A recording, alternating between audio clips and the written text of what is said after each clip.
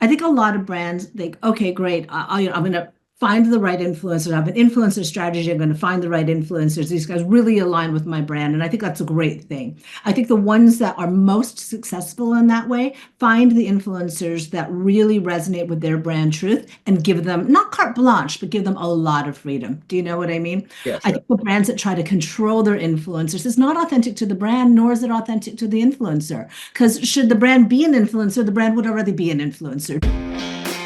You are listening to Power Marketing with Kevin Lee. Kevin and his agency Did It have helped thousands of businesses win through superior marketing, as have his books, articles, speaking engagements, and the e-Marketing Association Power Marketing podcasts. Here's Kevin. Hi, I'm Kevin Lee with the E-Marketing Association. I also run an agency, Did It, as well as a bunch of other ventures that allow me to exercise my marketing muscles. And I'm super excited to be chatting with Deirdre McGlashan at the moment. And she's also had an opportunity to flex her marketing muscles, both in a CMO role, but also an advisory role when she was on the agency side at Stagwell. So let's start with a question around sort of allocation of human capital and dollar capital when it comes to sort of media mix and marketing mix. Now that you're client side, where obviously your decisions are a little bit different than what you might have advised clients when you were at Stagwell, with clients ranging from the very large to intermediate size. So how would you suggest folks think that through when they have this budget that the CFO gave them and they have to sort of assume they have an empty whiteboard and they have to think about how to allocate resources? Well, thanks for having me on, Kevin. It's great to be here, and that's a great question. I think that isn't that the eternal question that we always ask. And I think that when you have that big whiteboard, obviously you start with what the objective is. But then you work, I think you have to work through, I'm a real believer in user journeys and customer journeys, and you work through how a customer might get to you and what journey they might take to get there.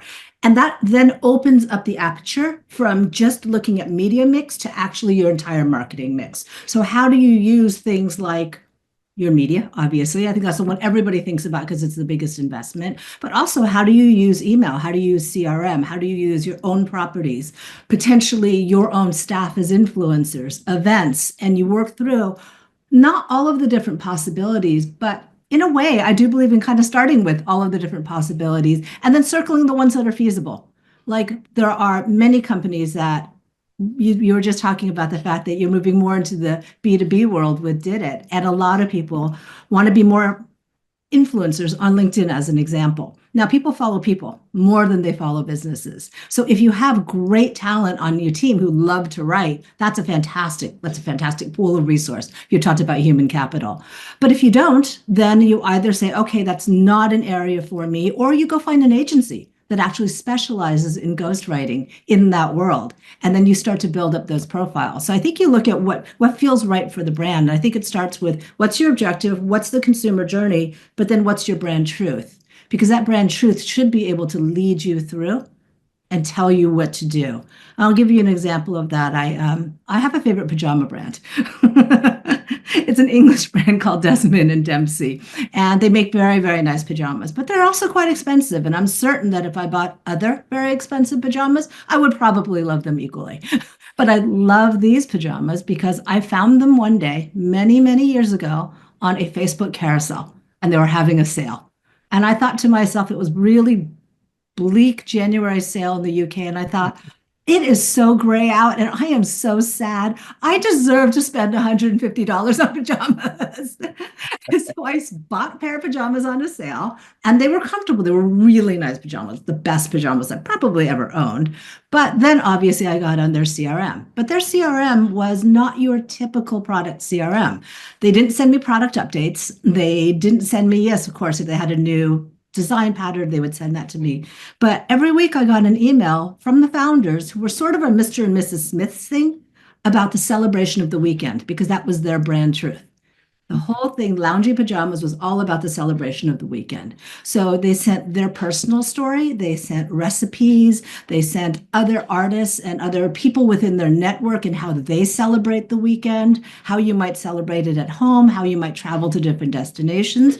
And it made me really fond of the brand. It made me understand the brand in a way that regular media probably would not have. 30 in the Super Bowl wouldn't have given me that story. It would have started me on that journey, absolutely, but that was a weekly touch point they made really, really good use of. So when I think about marketing and marketing mix, I always tell that story because people tend to, look down their nose on CRM because oftentimes it's almost the dirty end of marketing. Do you know what I mean? But it can be a really beautiful, rich storytelling mechanism. Yeah, that's a great point, and it is interesting because so many companies are quite siloed in the Yes. folks who are in charge of getting the people in the door, and then the folks who are in charge of maximizing LTV for the people who came in the door, right? Yes. And that they should probably talk with each other a little bit more often and unify that brand voice. And what was interesting about this idea of marketing mix and media mix is obviously you want the right message to the right people at the right time. They happen to catch you at a point where you needed shopping therapy for those pajamas, right? And you sort of got that creative message, right time, right person, right Yes. message. Uh, Obviously, to the extent that there are brands out there who understand that they've got maybe more than one segment, and they want to start to think about, okay, well, maybe right message is a little bit different for what they might call an ICP in B2B marketing, or they might call a target customer in consumer marketing. And AI allows them to potentially hyper personalize, maybe down to the individual level, but certainly at the at the segment level. How should the marketing teams think about that part of it? Because they may not want to devote the energies and resources to use AI to hyper personalize down to a micro segment, but they may want to change up the messaging and not have sort of same message for everyone that they would do in a Super Bowl spot where you don't have any segmenting. But they may have other places that they buy media or place media where they can, in fact, have a nuance to their messaging. Absolutely. I think it's so exciting when we think about just the media mix. I think traditionally we've had that split between brand and response, upper funnel, lower funnel. And I feel like over the years that has started to break down, but it really hasn't. You still have brand marketers, you still have very much DR marketers and different ways of thinking. And oftentimes, as you talked about, they're siloed in the companies.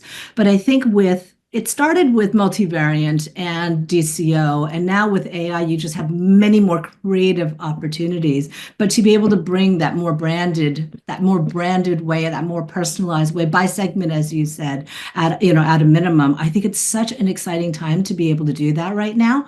It's such a great opportunity to be able to bring that brand closer and the parts of that brand truth that are close to that particular target segment.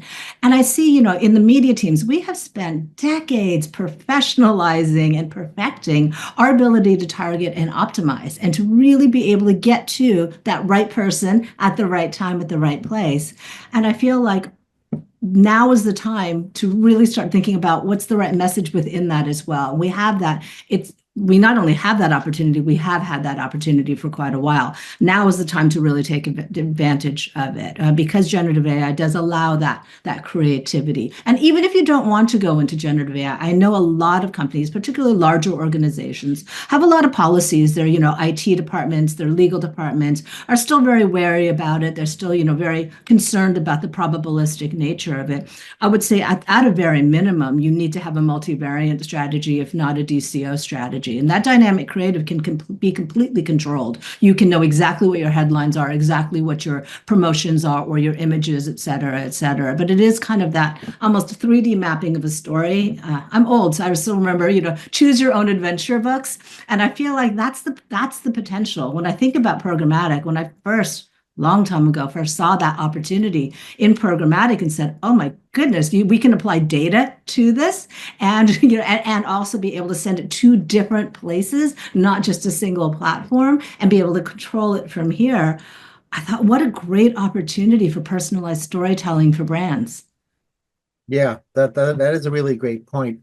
And you mentioned the DCO and the multivariate testing, and obviously all the attribution models and econometric models you can build around media.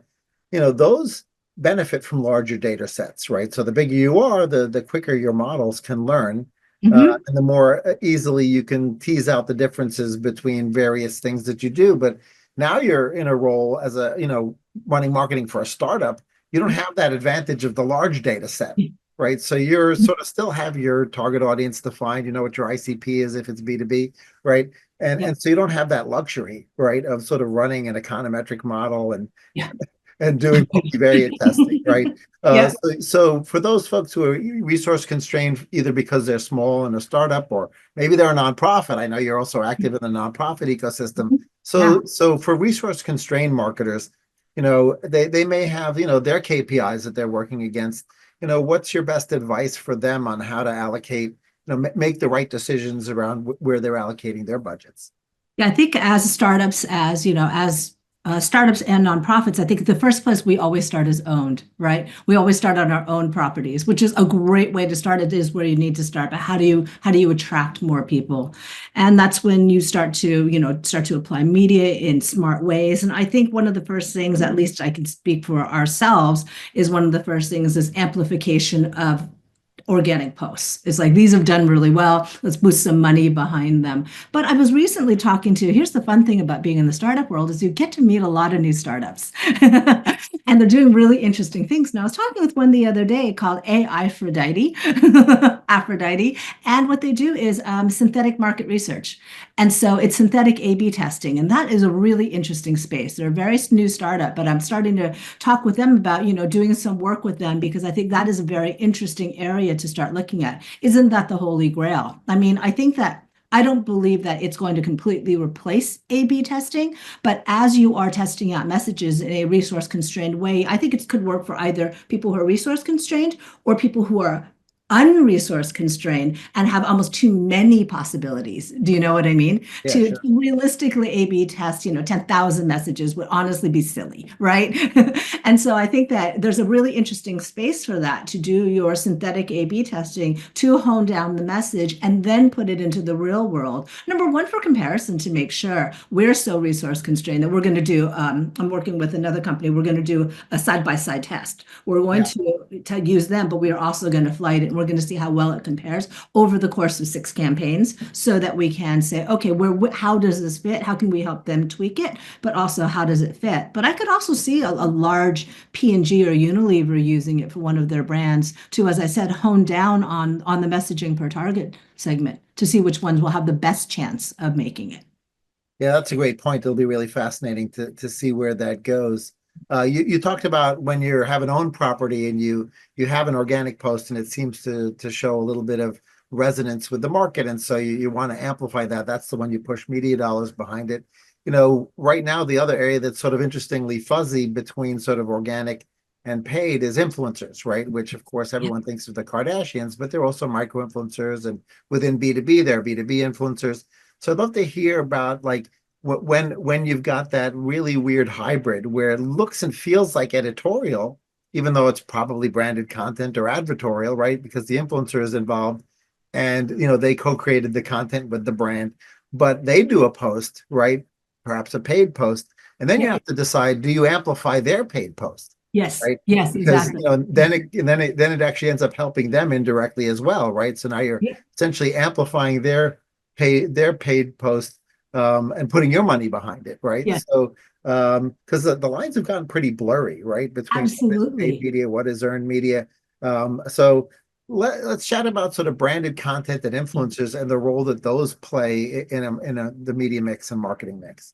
Yeah, absolutely. I think influencers is such a fascinating space right now. And you're right, we're talking, everything from micro influencers to mini influencers. And I think there's different ways of doing it. I think a lot of brands think, okay, great. I'm going to find the right influencer. I have an influencer strategy. I'm going to find the right influencers. These guys really align with my brand. And I think that's a great thing. I think the ones that are most successful in that way find the influencers that really resonate with their brand truth and give them not carte blanche, but give them a lot of freedom. Do you know what I mean? Yeah, I sure. think the brands that try to control their influencers is not authentic to the brand, nor is it authentic to the influencer. Because should the brand be an influencer, the brand would already be an influencer. Do you know what I mean? Yeah, And I sure. think by constraining your influencer, it would be like hiring the best, it would be like hiring the best creative director and then telling them what color it had to be.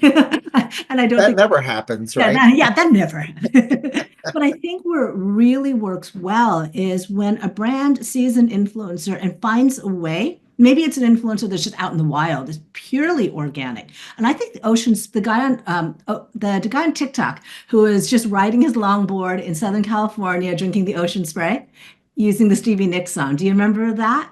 I don't remember that Oh, spot. okay. Well, he's a kind of a laid back dude hanging out in LA, riding his skateboard, and he's just cruising to that Stevie Nicks song. And he's drinking out of an Ocean Spray bottle. And Ocean Spray had a big decision to make about what to do with that. How do they capitalize on that? Because number one, it made the Stevie Nicks song blow up, but number two, obviously Ocean Spray. And they did a great thing. What they found is they went back, they looked at who he was. He was a dude who just loved the surf scene, loved the LA scene.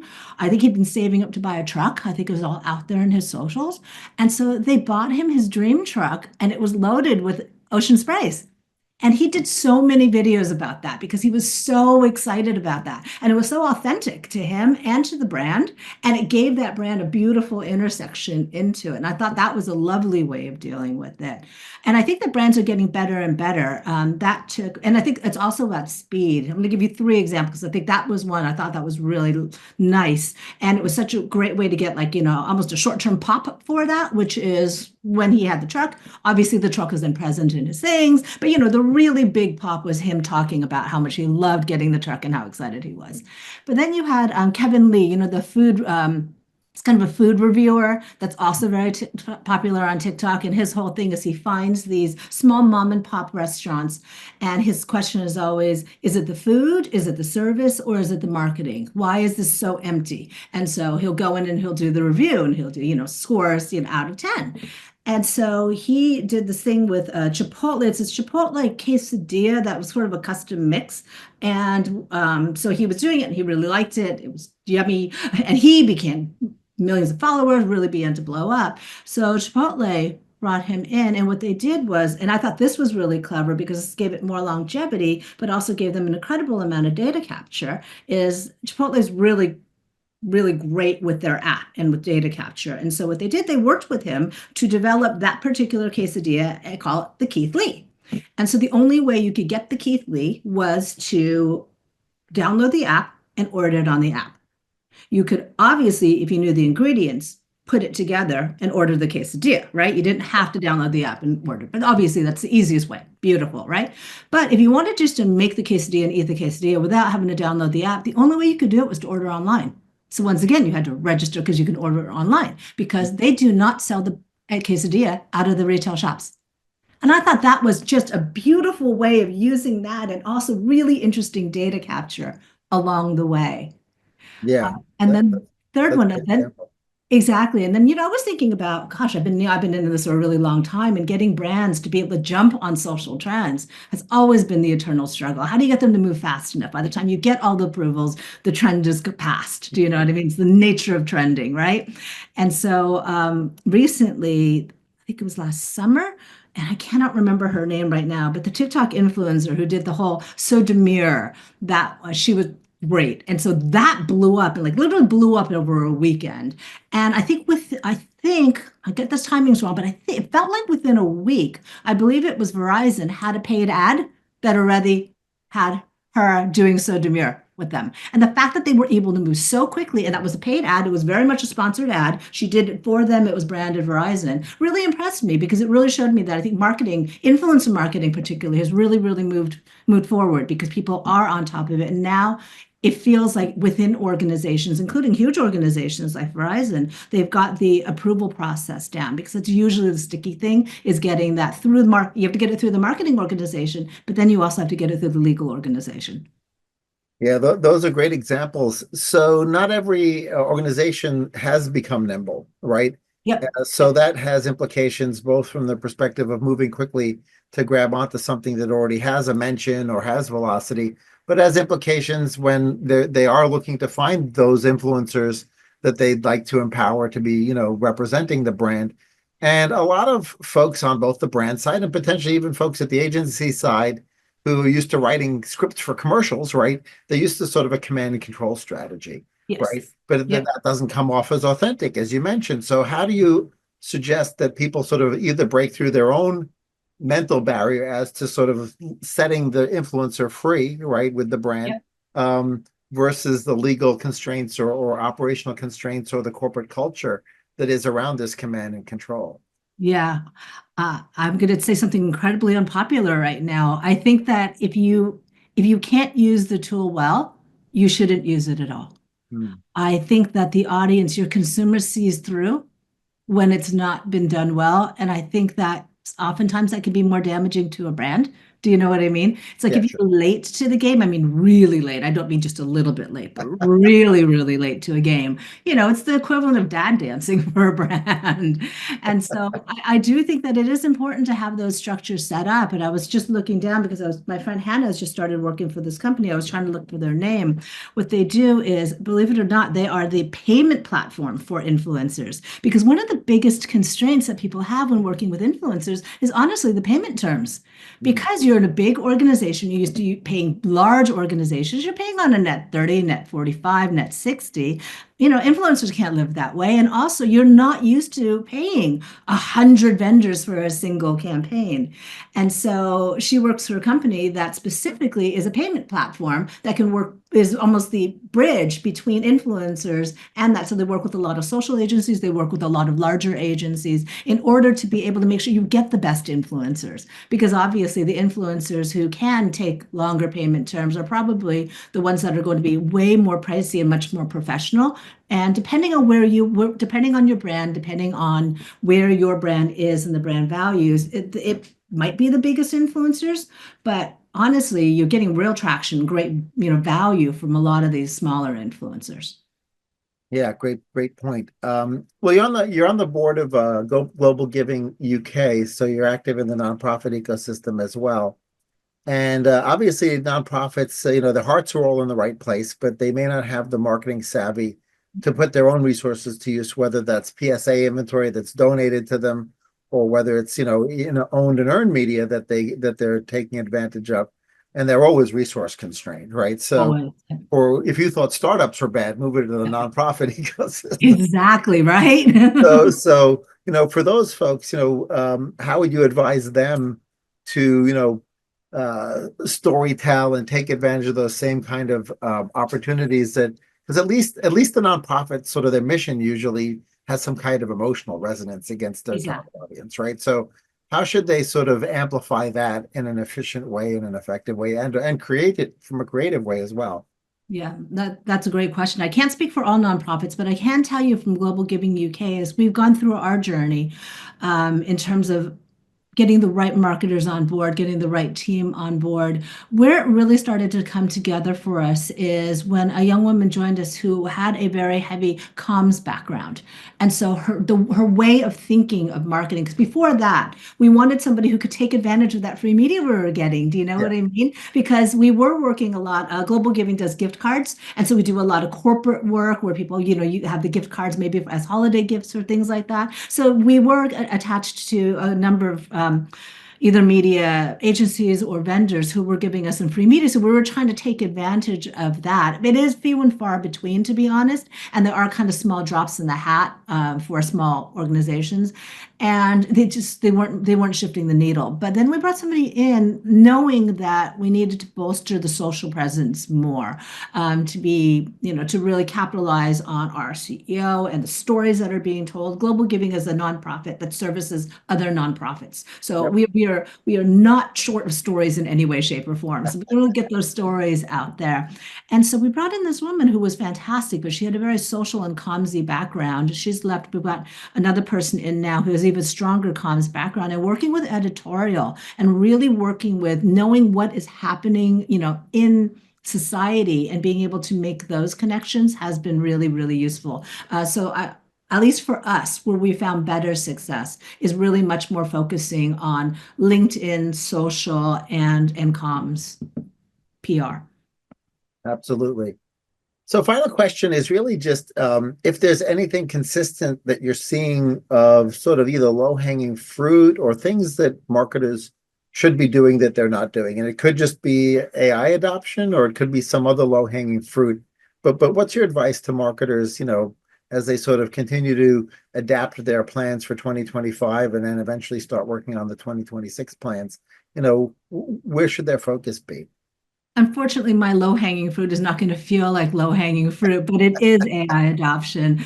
We are still so much in the early days of AI, and it doesn't feel like it because it's moving so fast. ChatGPT, I think they've launched 11 versions just in the last year and a half. Do you know what I mean? And it feels so sophisticated. And I think people feel like, oh, this is great. You can make videos, voices. You can use 11 Labs. You and I were just talking about that. It seems so sophisticated, but really, if anything, the whole DeepSeek announcement from a week and a half ago has shown us that even the technology and the techniques people are using are not set in stone. We don't know yet.